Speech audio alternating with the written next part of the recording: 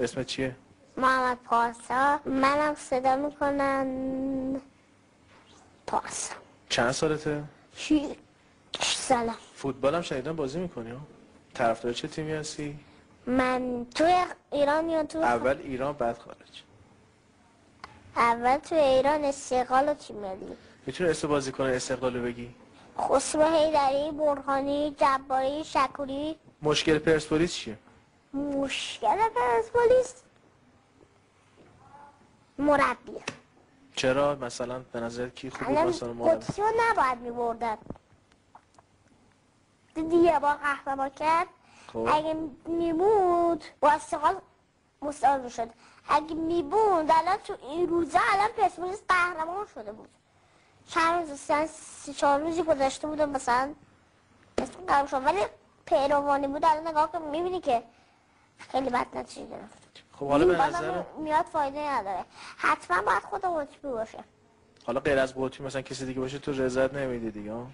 خب خود حالا قطبی. به نظرت محمد پارسا چرا پرسپولیس توی لیگ نتیجه خوبی نگرفته، تو جدول پایینه گفتم ولی که بخاطر هم مربی بستگی داره مربیش تجربه زیاد باشه یا چه. بالای خارجی کدوم تیم بیشتر از همه دوست داری؟ منچستر یونایتد. منچستر یونایتد. کدوم بازیکنش بیشتر از همه دوست داری؟ کریستیانو رونالدو. چرا؟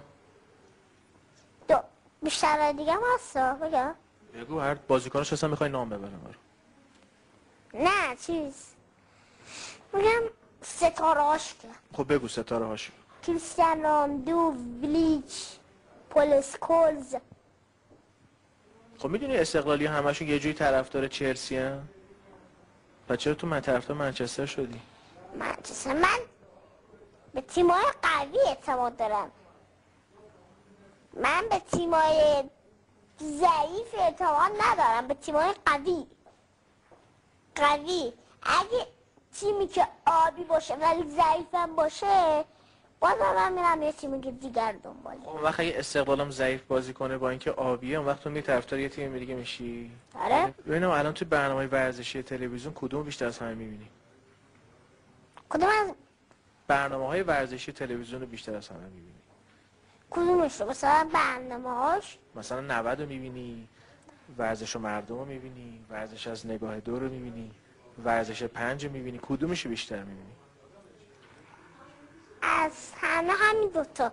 همین ورزش مردم رو بیشتر 90 میبینم. بیشتر 90 رو میبینی.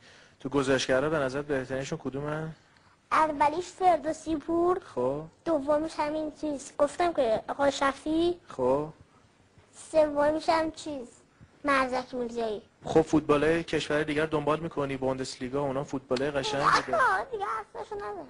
حرفشو نزنم یعنی دنبال میکنی دیگه. همشو دنبال میکنم. خب تو انگلیس بالاخره تکلیف قهرمان کی میشه؟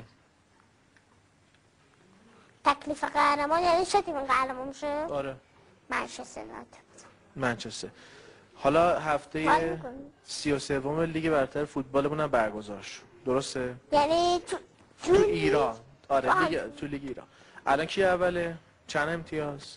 تو واقعا خب با 17 برد. خب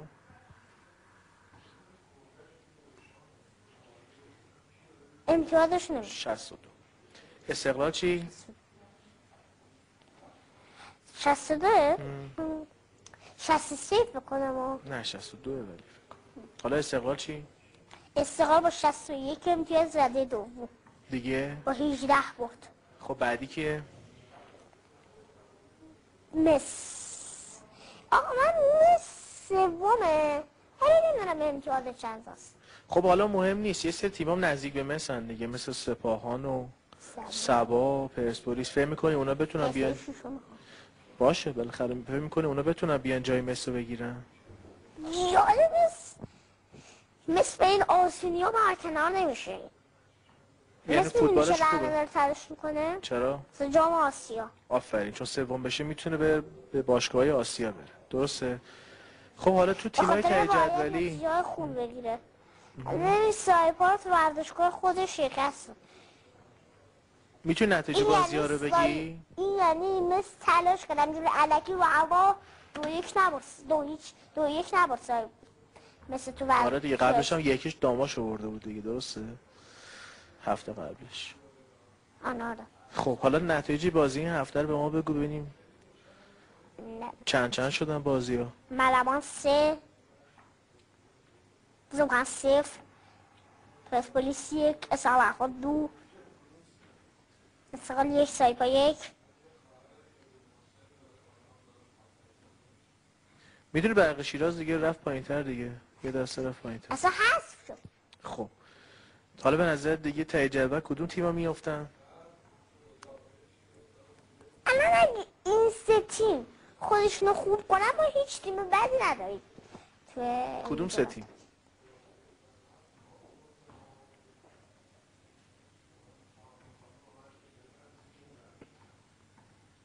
تازه ببین الان پیام و سایبا مشکل داشتن، تازه خوب شدن دوباره برقم افتاد. خب مشکل چی اگه داشتن؟ برق الان مثلا پیام از سایبا ضعیف‌تر بود. خب آره. داغوش الان داره کم کم خوب میشه. اونم میفته.